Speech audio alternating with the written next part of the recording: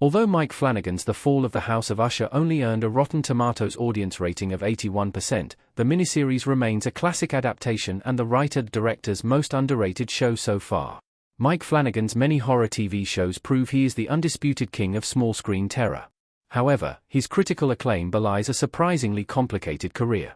Flanagan's two most recent movies, 2025's Stephen King adaptation The Life of Chuck and 2019's The Shining sequel Dr. Sleep, both underperformed at the box office upon their release. Similarly, although his Netflix shows were largely beloved, 2022's The Midnight Club was cancelled before its second season. Flanagan had an entire second outing planned for the YA horror series, which blended character drama, fantasy, horror, and moments of levity to create an entirely unique tone of its own. When The Midnight Club Season 2's plans were scuppered, he went on to create his most divisive show so far, which also became his final project for Netflix. Netflix's The Fall of the House of Usher completely reinvents Edgar Allan Poe. Even though this series received mixed responses from viewers, earning only 81% on Rotten Tomatoes, it has gone on to be seen as Flanagan's most underrated TV series ever. 2023's The Fall of the House of Usher is a tonally complex masterpiece that sees Flanagan balance political satire, broad gory horror comedy, and genuine scares. As if this weren't impressive enough, The Fall of the House of Usher also loosely adapts various Edgar Allan Poe short stories in each of its episodes. While the entire miniseries is loosely based on a combination of Poe's The Fall of the House of Usher and The Cask of Amontillado, individual episodes adapt other Poe stories. The Mask of the Red Death, The Murders in the Rue Morgue, The Black Cat, The Telltale Heart, The Gold Bug, and The Pit and the Pendulum provide the plots for each individual episode. The miniseries as a whole follows a corrupt pharmaceutical company's ailing CEO as he reflects on his misdeeds and loses his children. As horrible, absurdly violent fates befall each of his children, Bruce Greenwood's Roderick Usher remembers the terrible deal he made many years earlier that led to all this horror. The Fall of the House of Usher's ending is surprisingly moving and tragic, but the rest of the miniseries is brutally funny. Why The Fall of the House of Usher's audience reception was so mixed?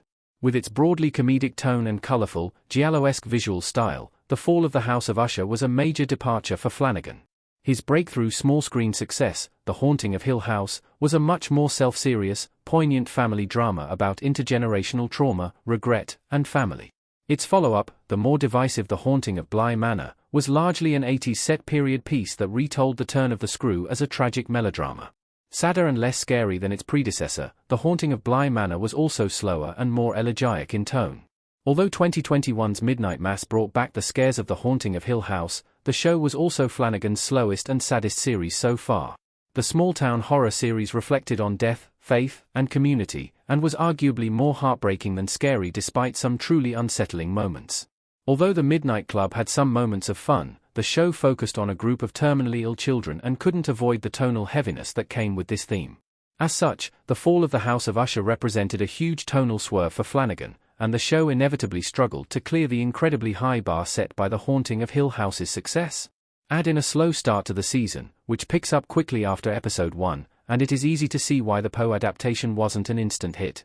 However, viewers who love horror, comedy, and Flanagan's work more broadly need to seek out this underrated masterpiece immediately, as it remains his angriest and most polemical piece of writing yet.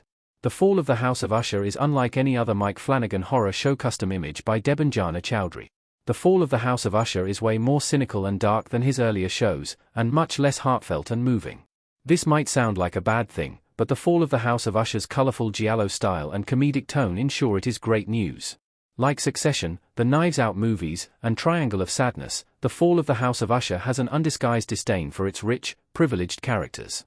This makes it easy to laugh at their brutal fates, particularly when they often invite their own horrible deaths through terrible acts of wanton cruelty.